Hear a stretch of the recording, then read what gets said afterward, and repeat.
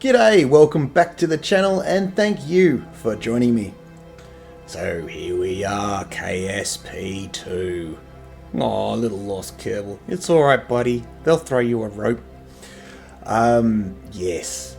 Now, a game we've waited for long and with much anticipation in the community. However, unfortunately it seems to have released with a bit of a kerfuffle and somewhat of the raspberry. It's not looking great at the moment, as you can see. I've had to pretty well turn down all my settings to minimum. Wait, hold on, it's gone back up. What is it doing? And it says high and... What was that? You saw that? What is going on? Stop doing things, please. No things. No. Why is this back on? So this game is whack at the moment. Okay, so I did turn off aliasing and I did turn off anthropic filter, but I turned it back on, I believe. I left aliasing off. I've done all this, and VSync is off when it should be on because I'm playing on a TV, not a monitor. I've done all of this to try to get the game to work properly. When I have it in high settings, it's choppy, and this is what it looks like. God, it is so sensitive. Bugger all your authority on this craft, just gonna say. I don't think we're gonna hit that, because I'm not entirely sure where it is. Yeah, definitely need more authority on this. Wow, throttle is way too sensitive. But yeah, not enough authority here. Is that going to bring up part manager automatically? It also uses so many resources on my computer that OBS fails to not render, but encode all the blooming frames. I've checked the logs. And yes, this is my second time around. Whoopee! Yeah, did the whole review, recorded it, and discovered that I'm missing like 10 minutes worth of footage or more in 2 sections, and it's got stuff that I think's really pertinent to you guys, so I'm here again. Now I'm going to try to do this pretty quickly, so I'll stop waffling on and labouring the point. Here are my settings. This is what we're going to play with. I have a i7-7700. That's it. It's not a K variant of the chip. That is probably the bottleneck on my system. I have a 2070 overclocked running at 1950 hertz. Just slight overclock. Temperature's quite low. I could push that further. I've got 32 gigabytes of RAM, limited by the crappy motherboard that the system came with to, I believe, 3.3 gig or something. But it's enough for my rendering, and for almost all the games I've played, including VR, it's been quite suitable, although, yeah, I wouldn't mind a better computer. However, it's above minimum spec, but I am having to run this at the minimum to guarantee to try to ensure that my footage is going to be decent. So we're going to apply these settings. Excuse me. Apply these settings. What was that? Some weird bugs going on. And we're going to hop back into single player. And here you go. Yep, there was me. There was me play. It was my first go. We'll go into there. Now, I think really I should just get on with my opinion for you guys, because I think a lot of you guys are going to be here to find out whether you should buy this game. And as of launch day, and stated is in at launch day, even with its launch day patch, I would only be able to say no, unless you are a hardcore enthusiast with multiple thousands of hours in KSP 1, and you're really keen. And even then, if you weren't having to make a video for it, maybe not. The reason for this is pretty straightforward. It's not ready for release, even in alpha. It's not nowhere. No, don't even get me started on the price. 77 Australian dollars it cost me to get this game, which should be $15. If it was $15, mate, I'd be totally accepting of it. And I think the community would as well. But $77, just to quickly get into that, is a money grab, and it is greedy, and shame on, like, whoever freaking pushed for that. Just shame on you. You're a greedy money grubber, and you need to go home, look yourself in the mirror, and then see what you can do about liking who you see. Anyway, moving forward. The game as it is does ask for some of the things that the community wanted. You know, there are... Oops, I took the wings off. It's weird that. There are parametric options on the wing. You can do whatever you want with the wings, which is really nice. You can change... you can get odd. But why aren't those options in the fuel tanks? So if I click on fuel tank, there's no option. Like, where is it? Why can't I make this fuel tank longer or shorter? And on that note, why is there some sort of optimization issue with Delta V and lots of engines and the calculations for that causing lag? Like, that should be dead simple CPU or APU grunt work, like, you know? Anyway, that should literally not even sweat an APU. One of the main criticisms I think I've got about this building setup here, there is a lot that's very similar to KSP1, but one of the main criticisms is that you have to click and then select.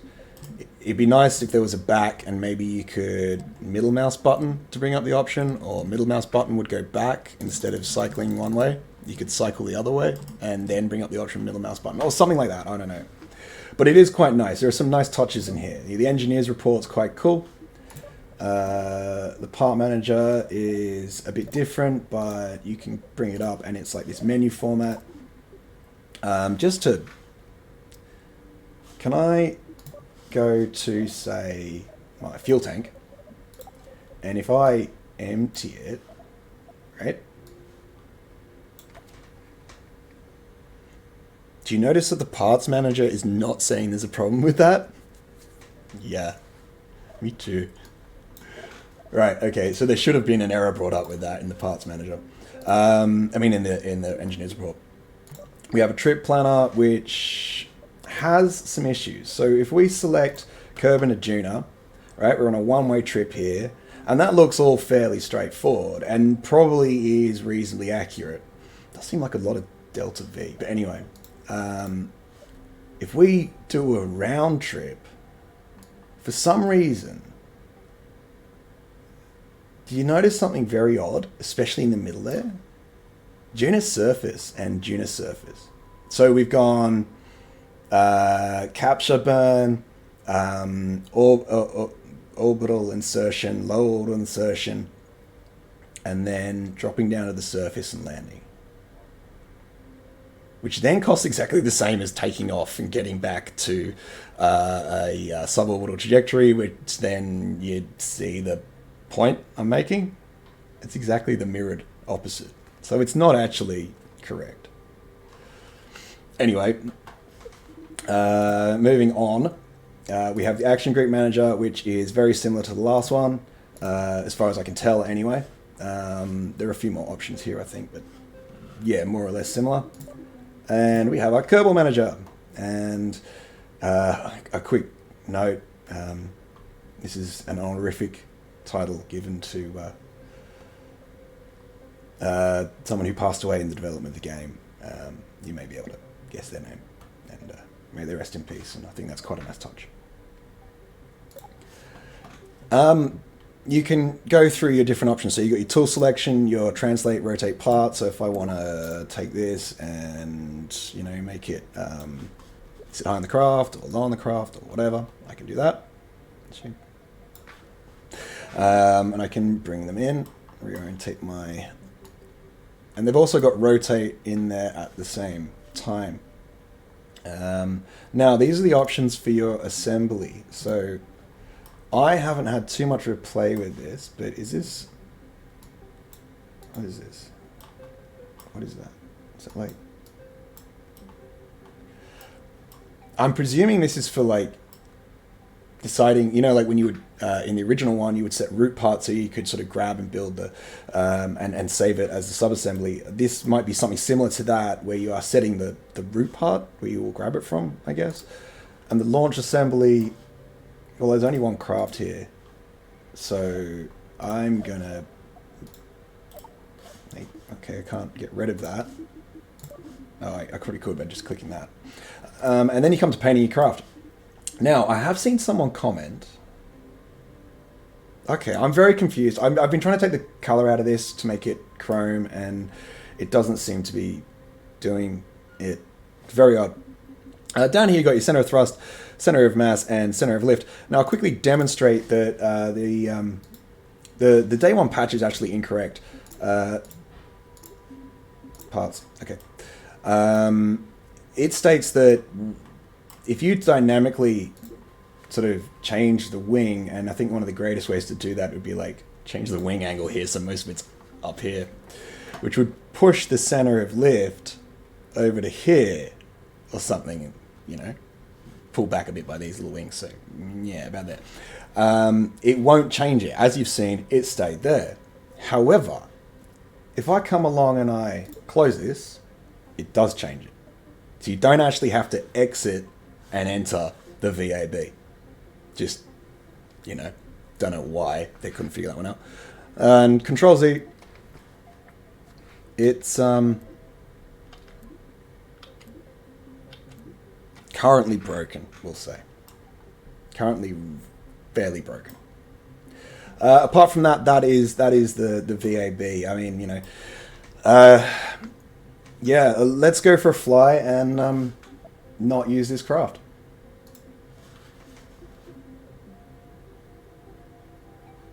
So why have I got multiple new workspace, autosave, autosave, autosave? Oh, that's a bit confusing. It'd be nice if the autosaves are in a separate option. One thing I did do in my first playthrough was I tried to use a joystick for flying. Load. And yeah, that didn't really work out. There was some screwy issues, and I will show you some of that now. Yeah, I'm getting an input that I'm not meant to get. Okay, look at this. See? See, look at my rudder. I'm getting no input now on rudder. So it screwed up my rudder settings. Pause. Settings. Input. Your left. Your right. Alright, so I've had to set those back. So we're not going to get your. But that's fixed the problem. Yeah, it was a bit weird, right? Anyway, let's go for a little flight. Oh, one thing I wanted to do to this craft. I did want to...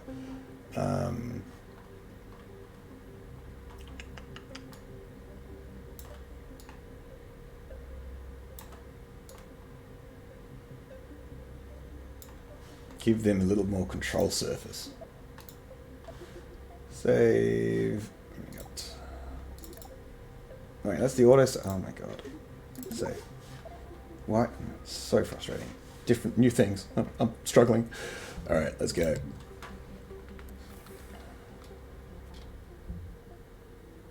Alright, it's a bit dark. Is you still our lights? You is still our lights. We have no external lights on the craft. Good stuff. Alrighty. Well, let's go. And as you can see, there's a lot of anti-aliasing. It's looking like worse than Kerbal Space Program 1. Worse than it, and this is what most people are going to get.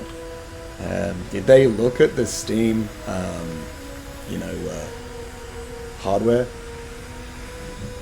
Come on, you can do this. Come on. There we go. Oh, it looks awful. truly looks awful. The aliasing is just what's killing it. I also don't feel like the shadowing's really done right. There's a lot of white in the green of the grass. It's a lot of, I don't know about that.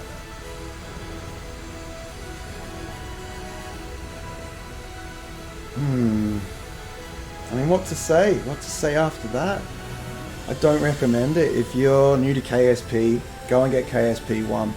Go and get yourself CCAN, the mod managing program, and you know, have some fun. There's so many awesome mods, and there's also like you can add weapons to that and have your planes take off by themselves and fight each other. You can set up scenarios where you'll be like intercepted and stuff, and have all sorts of fun. There are mods to include all sorts of different kinds of reactors and engines and near future technology, which is the name of one of the mods. There's Parallax, there's Scatterer, there's Planet Shine, which I don't think there is any of in this game yet. It's for $77. What are you doing? What are you doing, son? And one more thing they haven't got. One more thing. I don't notice a hole in the floor there. You know? So yeah, look. That's my review. I think I'm just going to call it there. I'll leave you with the footage of a rocket launch. And what I will say now is that the plumes are really cool. The soundscape is really cool. The loading artwork is really cool. Extra detail, the stuff you can see in the cockpits. Let's just have a quick look at that. So there's no in-vehicle. But that's really nice. It's just there's other parts which it seems like they sort of got lost in developing the bits and the bobs. And when it came to making a working machine, there wasn't, you know, that kind of integration between the different parts of it that there should have been. I think in the future this will be an awesome game. The modding community, I hope I'm not wrong here, will get behind this. There's going to be what looks like probably the option to have there's an infrastructure here for some cool things, you know, like colonies, and actually having that more of a built-in part of the game. The multiplayer. So Matt Lau has a really good interview with some of the dev team, but now that it's released and for the price it's released for, I mean, surely, like, did Todd Howard start teaching people how to sell games? Was that what happened? I don't know, mate. I don't know, $77, don't do it. Go buy Kerbal Space Program 1, have a bunch of fun, and learn while you're at it. That's it. Enjoy your rocket launch. Peace out, do like and subscribe. I'll catch you next time. Rock on.